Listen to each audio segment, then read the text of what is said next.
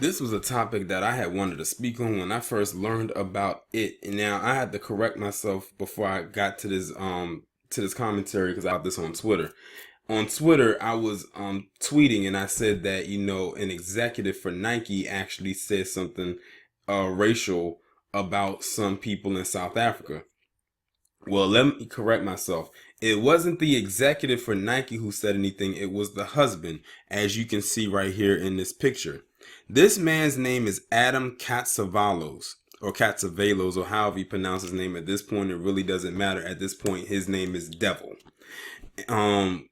He was on a beach in South Africa. Now, as we all know, South Africa has a very low white population, but they own a lot of stuff down there. It's kind of reversed where there's a majority black population and they don't own a lot of stuff or a lot of things or a lot of land.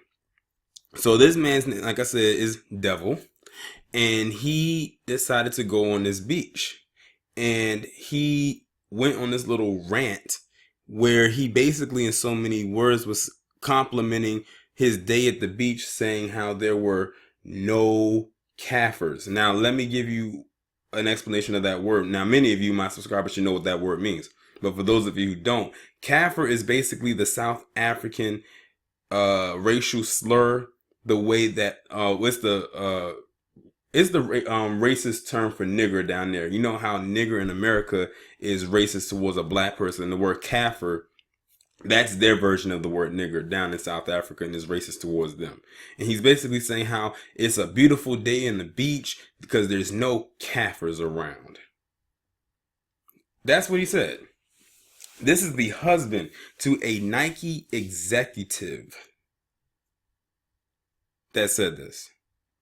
Well, the people of South Africa got wind of this because the video has since gone viral. Like, this man, first of all, was bold enough to record himself saying this on his own phone and then uploading it. That's how bold he was, or is. Like many white people, I just did a video about Bob Lamey, who is now the former sports announcer for the Indianapolis Colts, who felt the need to tell his black employee a story and include the word nigger in it just because that was the word that he said and it went with the story. Which, by the way, them trolls that came to my channel saying why should he be held accountable for what he did, this is exactly why, ladies and gentlemen, listen to my video. I don't white-splain. When they ask stupid questions like that, you don't engage. You just simply block. That's what you have to do.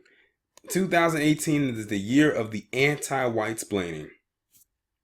But anyway, he was bold enough to upload this video of him recording himself saying that in South Africa on their beach. He said it felt so good not to see any Kafirs today. I wish his ass would have baked in that South African sun after he said that. Well, how did the people of South Africa respond? Well, they decided that in outrage that they were not going to go to any Nike stores that were down there. He even also said that he's stating that he cannot see any black people, using that slur. And he probably felt, like I said, many white people feel comfortable saying these things when no one is around. Now, that white guy, Bob Lamey, felt comfortable saying that to his black employee because she was a woman. And he felt comfortable and thought that she wasn't going to say anything. And shout out to Town Biz because he mentioned something in this video where he said basically what I was saying, he said this to other black people before, but they never checked him until that day. That's why he was trying to apologize deeply towards her. Not because of what he said, but because he knew that if she went and told HR, which she did, what would happen, and meaning he losing his position. Oh, he's going to be covered for sure. I mean, he's been doing that job for many years.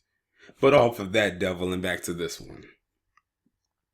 So he said what he said. The people of South Africa said, you know what? Well, we won't patronize the stores. So now, because of what he said, his wife is going to be the one that's going to take the hit because of that.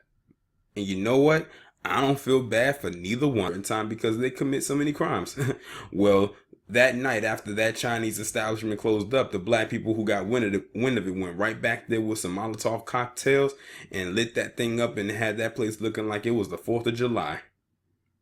Them Chinese people came back the next day and saw that their stuff was smoking. I wonder if the people of South Africa might end up doing the same thing to their Nike stores. I wouldn't be surprised and I wouldn't even be mad if they did. Now, my question to black people is this, mainly in America.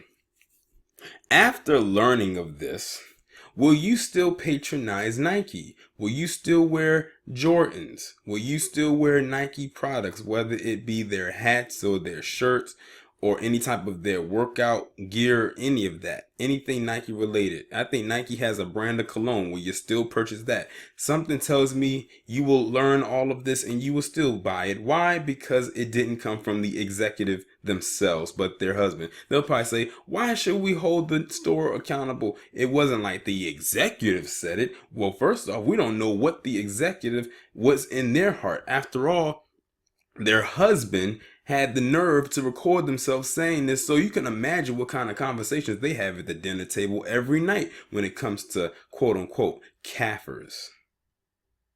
And to be honest, the first time I ever heard that word was in that movie The Color of Friendship, all the way back in the year 2000 when it came on the Disney Channel. That's when I learned about that word. So that's why I was familiar with this word was and when he said what he said. And he probably feels he did absolutely nothing wrong. Many of them don't. They feel like they should not be held accountable for anything that they say or anything that they do. They feel like they are justified to stand firm on their square in their ignorance. And damn you if you try to correct them. But then they'll probably come to my channel and they try to say something about how I'm putting out divisive content. Yes, I've seen those kinds of comments. Trust me, if I can compile every type of troll comment I've gotten from January 1 to December 31 by the end of this year, it'll make your head spin. You would probably have to go through a few bags of popcorn and a few glasses of wine just to get through that video. It might have to be split up into a few videos just so you can see the ridiculous stuff that they leave. It was at one point when I almost did that, but I was like, that's too much work. That's a lot of troll comments to go through. But that's just them being on code, I guess. But their code, of course, is a very wicked one. Y'all let me know what you think about this story down in the comments. Like, share, subscribe. The links will be down below. I'll talk to you in the next one.